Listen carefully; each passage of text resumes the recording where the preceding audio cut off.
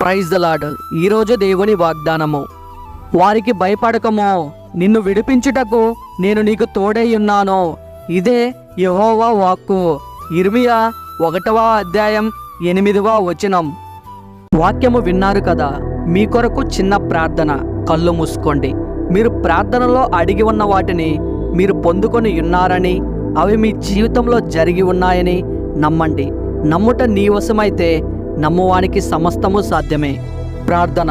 సర్వశక్తిగల తండ్రి, ఘనమైన గొప్ప దేవుడా, సకల ఆశీర్వాదాలకు పాత్రుడా, మీ దాసుని ప్రార్థన ఆలకించి ఫలింపు చేస్తారని, అనేకులను మీ పాదాల దగ్గరకు చేర్చుకుంటారని వేడుకుంటున్నాను తండ్రి.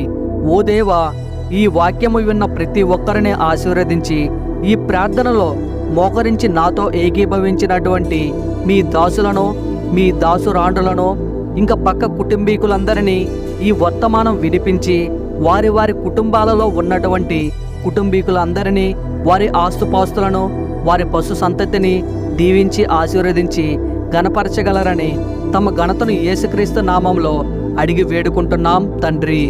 Amen, amen, amen. మీ యొక్క ప్రార్థన అవసరతల కోసం కామెంట్ చేయండి. మీ కొరకు తప్పక ప్రార్థిస్తాను. God bless you to all.